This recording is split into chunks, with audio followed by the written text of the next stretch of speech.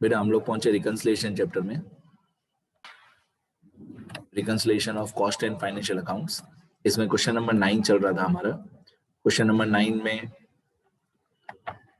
ये units produce और sold लिखा था, कॉस्ट शीट बना रहे थे हम लोग, वेजेस लिखा था, मटेरियल लिखा था, मैंने बोला था सेलिंग प्राइस लास्ट में लिखेंगे। ये अमाउंट्स मैंने बोला था 9,000 और 10,000 फाइनेंशियल अकाउंट्स की अमाउंट है। फिर ये हमने सॉल्व कर दिया था। Work overheads are 50% off wages, ये भी सॉल्व कर दिया था। Office overheads are 33.33% off works cost. मैंने आपको बताया था कि किसी भी अमाउंट का 33.33% निकालना हो तो डायरेक्टली उस अमाउंट को डिवाइड बाय 3 कर दो।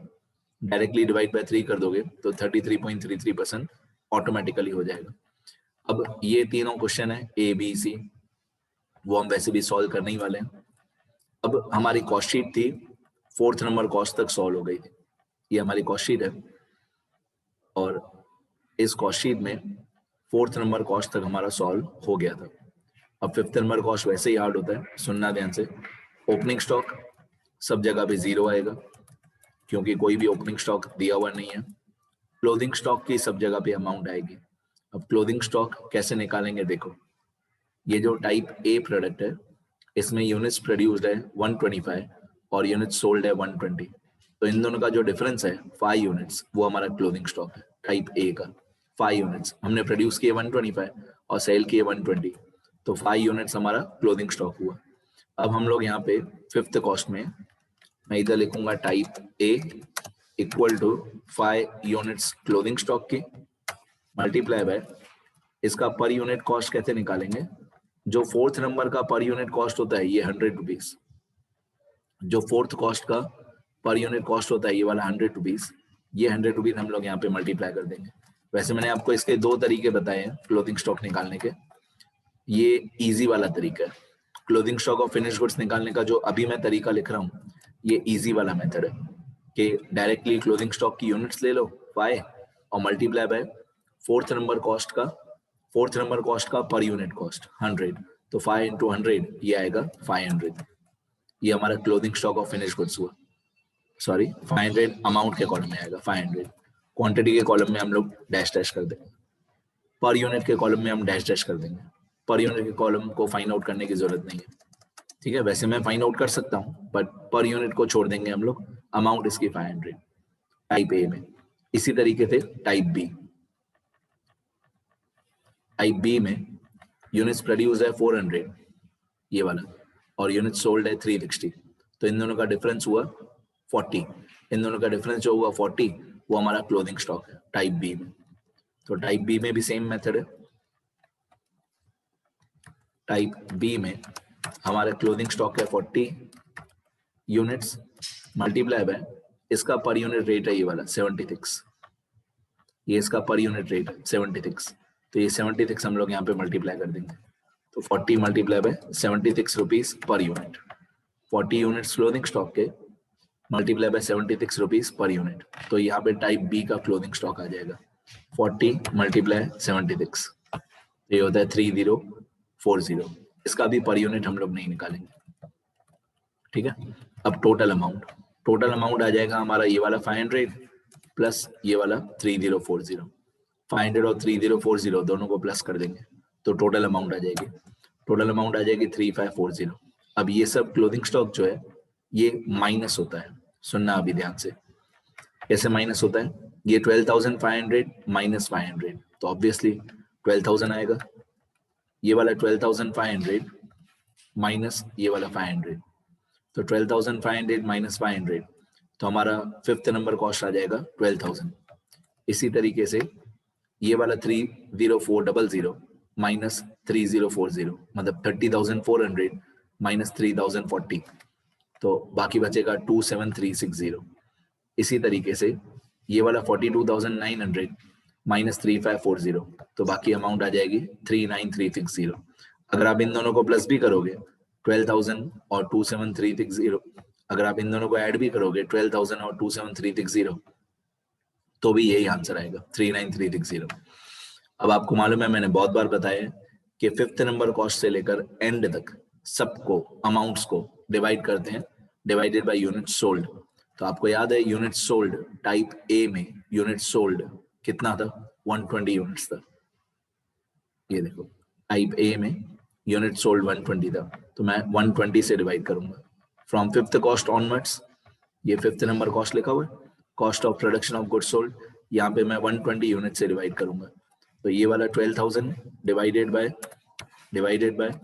120 यूनिट्स, तो 100 ही आएगा ऑब्वियसली। देखो फोर्थ कॉस्ट का भी पर यूनिट 100 था, फिफ्थ कॉस्ट का भी पर यूनिट 100 ही आएगा। फिर ये जो 27360 था, fifth number cost 27360 type B का, इसको डिवाइड करेंगे ये वाले 360 थे यूनिट सोल्ड से, तो 27360 ये वाला 27360 डिवाइडेड बाय 360, तो 27360 डिवाइडेड बाय 360, तो पर यूनिट आ जाएगा 76 रुपीज। डन, ये हमारा फिफ्थ कॉस्ट भी आ गया। अब selling and distribution overheads question में दिया हुआ ही नहीं है। जो फिफ्थ कॉस्ट के बाद सेलिंग एंड डिस्ट्रीब्यूशन ओवरहेड्स आता है वो कहीं पे भी क्वेश्चन में है ही नहीं। कहीं पे भी आप देखोगे ना सेलिंग एंड डिस्ट्रीब्यूशन ओवरहेड्स कहीं पे भी नहीं है, ठीक है।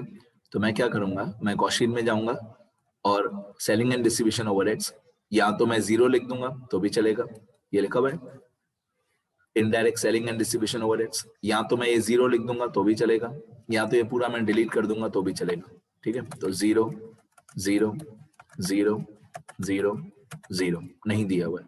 अब total cost sixth number cost obviously 100 plus 0 equal to 100 आएगा, ठीक है।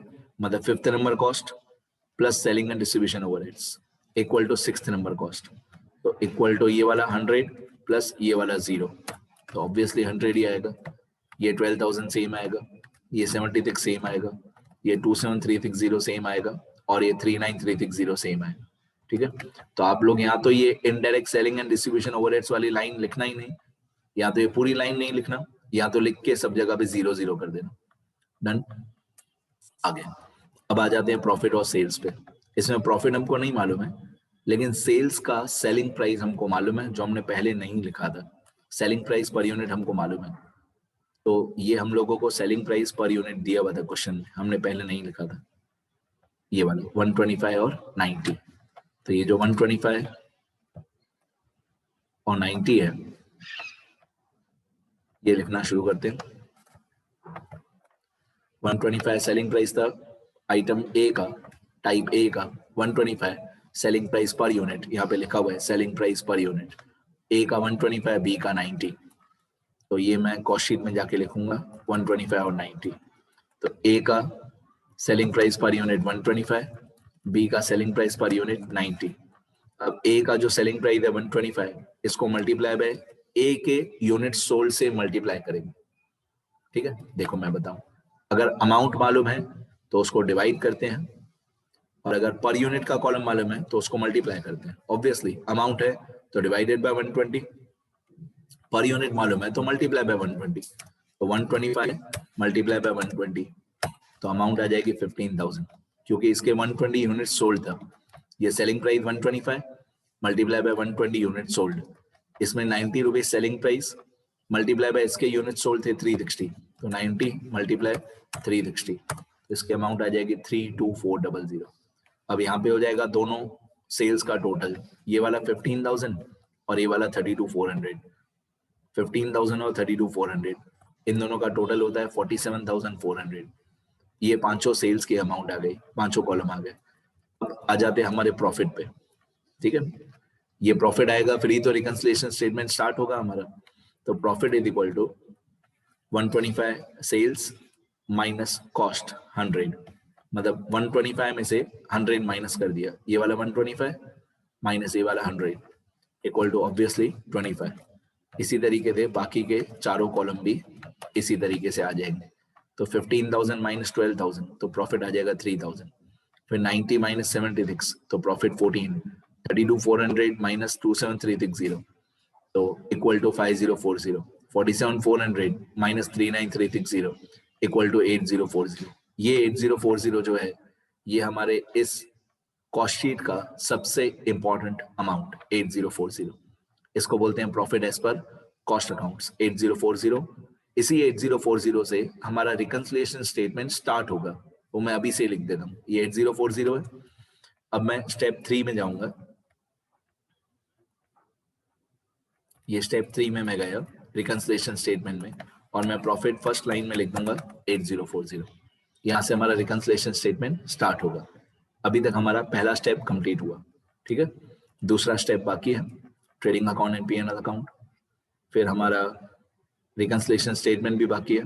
दूसरे स्टेप में भी कुछ कुछ टिपिकल बातें हैं, धीरे धीरे मैं बताऊंगा, सुनते रहना।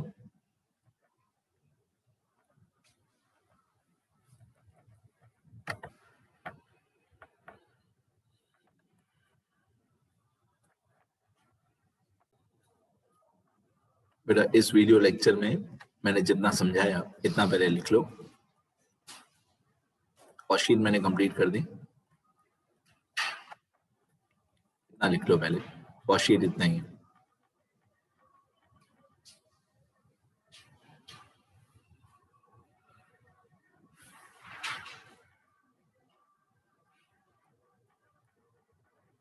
ठीक है, बाकी जितना बच गया वो मैं नेक्स्ट वीडियो में कंप्लीट करूंगा। बहुत लेंथी है। ये देखो आंसर में लिखा हुआ है profit as per cost account 8040, ये हमारा राइट है। तो अभी बहुत लेंथी है, अभी स्टेप 2, 3, 4 सब बाकी है, पहले इतना लिख लो सब लोग।